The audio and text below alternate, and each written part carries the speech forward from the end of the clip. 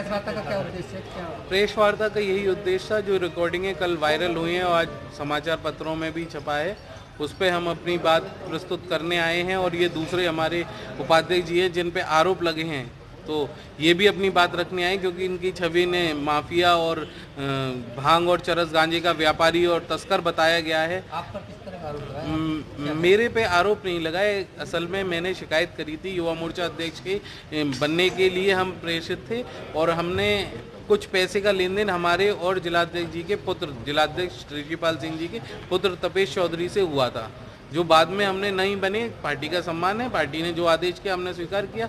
तो वो अब जब हमने वापस मांगे हैं तो उस पर उन्होंने नकारा, तो फिर हमने शिकायत करी। तो वो शिकायत ऊपर से जब आई हैं तो वो वायरल हुई रिकॉर्डिंग, क्योंकि हम पे प्रूफ क्या था, पैसे कैश में दिए थे, तो वो कुछ रिकॉर्डिंग हैं जो दी गई थी तथ्य के तौर पे, तो वो वायरल हुई थी। और उसी के संदर्भ में मैंने अपनी बात कल सब जगह रख दी है और मैं उस पर अडिग हूँ। जो सत्य है, अगर मुझे झूठा साबित या कहीं वो कह रहे हो तो मेरे पे और भी आगे बहुत कुछ है जो मैं नहीं दिखाना चाहता, क्योंकि मैं पार्टी की छवि खराब नहीं करना चाहता। इलेक्शन सर पे है, सिर्फ मेरा इतना ही है कि ये गलत मानसिकता के लोग जिलाध्यक्ष जैसे महत्वपूर्ण पद पे हैं। जिला पंचायत में ये अपना 47 सीटों में से 9 जीती इन्होंने। अगर संगठन मजबूत ना होता तो क्या स्थिति होती है हमारी पार्टी की। और अब विधानसभा चुनाव सर पे है, अगर इन जैसों के नेतृत्व में ये होगा तो पार्टी को बहुत नुकसान होगा। कितने पैसे लिए गए थे? 5 लाख रुपए की थी, 5 लाख रुपए हमने इन्हें दिए थे और उसी की वापस लेने की वाली चर्चा है। क्या पद बना था? जिला अध्यक्ष युवा मोर्चा। इसलिए एक बात और कही थी कि यहाँ पर एक दुकान चल रही है, किस तरीके की दुकान चल रही है? असल में क्या है, ये आज तक हमारी पार्टी की ये रीति नहीं रही है कि कभी किसी भी चीज़ पे पैसा लिया जाए, लेकिन ये जिलाध्यक्ष ऋषिपाल सिंह जी ने दुकान सजा दी है।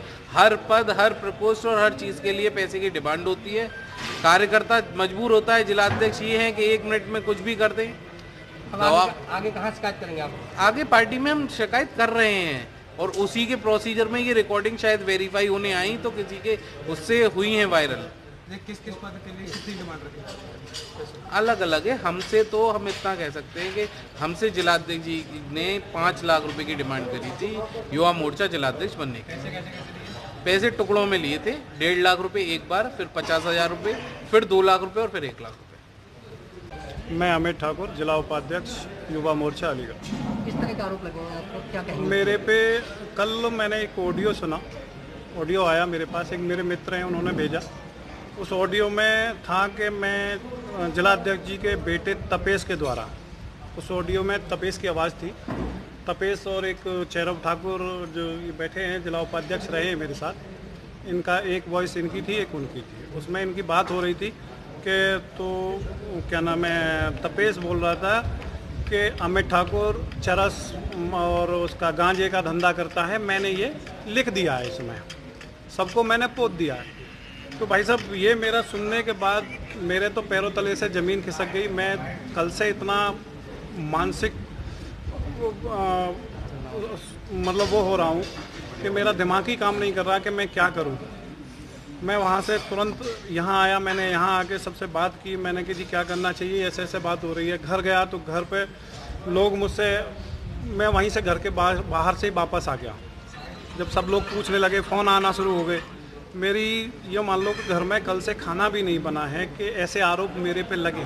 जो मैं 20 साल से भाजपा का निरंतर कार्य कर रहा हूँ, भाजपा के साथ हूँ, भाजपा के पूरा संगठन का जो दायित्व मिलता है, जो जिम्मेदारी मिलती है, उस काम को मैं पूर्ण तरह करता हूँ। मेरे पिताजी भी पूरा जीवन उनका जनसंघ में और आरएसएस के साथ निकल गया, भाजपा के साथ अब मैं 20 साल से हूँ।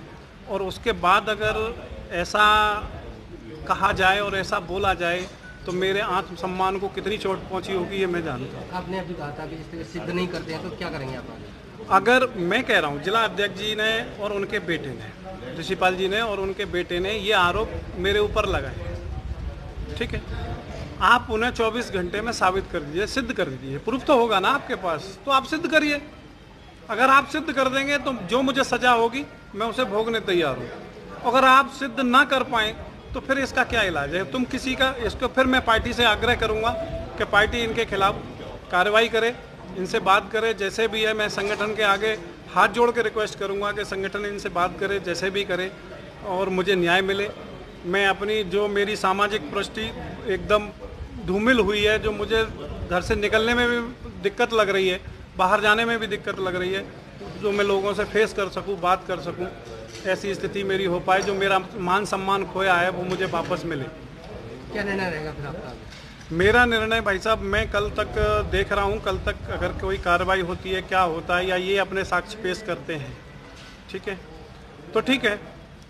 अगर कहीं से इनके पास मान लो इन्होंने मेरे ऊपर लगाया है तो कम से कम कोई साक्ष्य तो होगा, किसके आधार पर इन्होंने लगा दिया है। ऐसे 47 आवेदन थे, 47 आवेदन में से 3 को छोड़कर बाकी सब पे आरोप है। न्याय नहीं मिलता तो आगे क्या करेंगे? अगर न्याय नहीं मिलता तो मैं धरना दूंगा पार्टी कार्यालय।